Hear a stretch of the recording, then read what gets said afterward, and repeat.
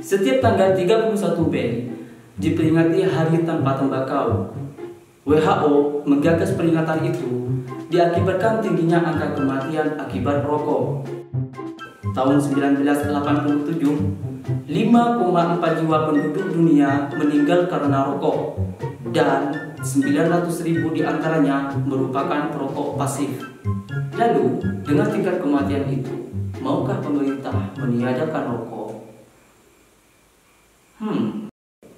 Pada era APBN 2021, pemerintah telah merancang penerimaan CHT senilai 172,8 triliun. Target itu naik sekitar 4,8% dibanding dengan outlook penerimaan cukai rokok pada tahun ini senilai 164,94 triliun. Betapa diuntungkannya pemerintah oleh petani tembakau. Ya enggak.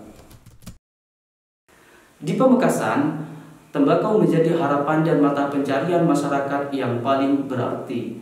Meskipun setiap tahunnya, harga tembakau mengalami kemerosotan dan turun drastis. Banyak petani mengeluh, banyak petani kecewa dengan harga yang dipasok pabrikan, dan banyak petani yang tidak melanjutkan perniagaan ini jika harga rusak itu tetap terjadi di masa berikutnya. Pemerintah Pamekasan pada tahun ini telah menetapkan BIP atau Break Even Point yang sederhananya mengatur harga berdasarkan klasifikasi kualitas tembakau. Tetapi sayangnya masih saja petani merasa harga-harga yang ditetapkan oleh pabrikan dianggap merugikan. Saya bidik baju makin lebih bercocok. Larangan. Berkugan dengan makan kan senikah. 20.000 per kilo itu. Titirogi makan dengan ni. Paling bagus ini 40.000. Tak sesuai banakan rokok makan. Rokok suya itu jodong oleh sekilo berkok. 3 bayi rokok oleh seberapa pres ini kak. Namun di dalam prosesnya, tak jarang para petani ini mengalami kerugian. Hal ini bisa terjadi karena beberapa faktor, yang diantaranya bisa cuaca dan pengairan, hingga kualitas tembakau memang benar-benar rusak. Tapi jangan lupa bahwa ada kemungkinan faktor lain di luar itu yang menjadi kegelisahan para petani. Ketika BIP dan perguliran harga yang terjadi pada masyarakat terhitung merugi, sudahkah pemerintah tahu akan hal itu? Sudahkah mereka melakukan pengawasan tembakau? Jika sudah, bagaimana cara pemerintah hadir dalam kebingungan para petani? Harusnya kan begitu. Jadi tidak hanya serta-merta buat aturan kemudian dibiarkan. Karena kan tujuan aturan itu untuk mengikat apa yang kemudian dijadikan objek. Kalau objeknya tata niaga tembakau, harusnya aturan itu mengikat pada tata niaga tembakau. Sedangkan apa iya sekarang kenyataan di lapangan itu sesuai tidak dengan perda yang sudah diatur oleh pemerintah daerah?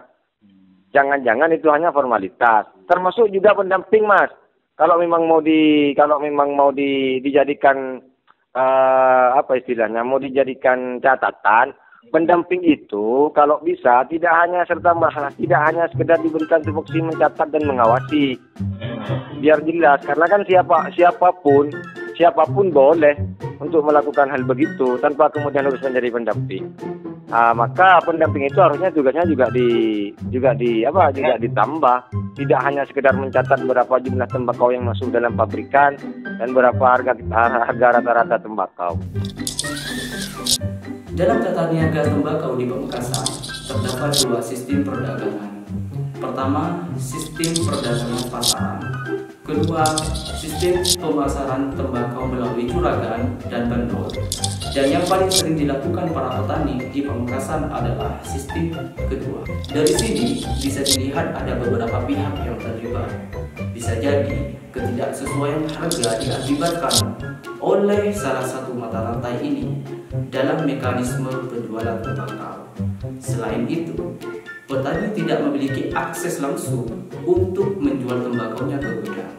Dalam hukum ekonomi, tingginya permintaan berbanding lurus dengan tingginya harga. Sedangkan rendahnya permintaan akan memperendah nilai jual.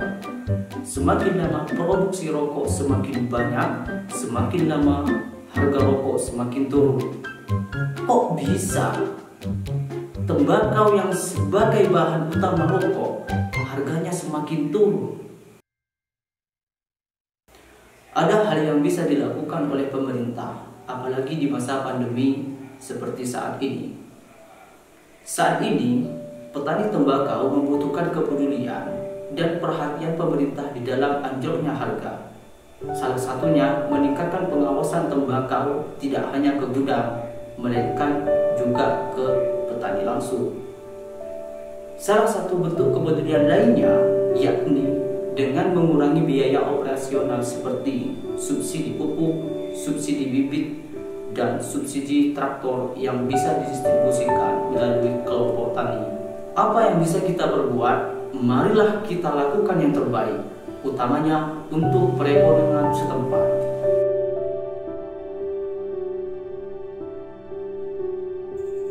Industri ini akan berjalan apabila pemerintah mengoptimalkan kinerjanya dan petani memproduksi tembakau dengan kualitas bagus, yang dalam hal ini sebagai upaya peningkatan perekonomian masyarakat guna mewujudkan Pamekasan hebat.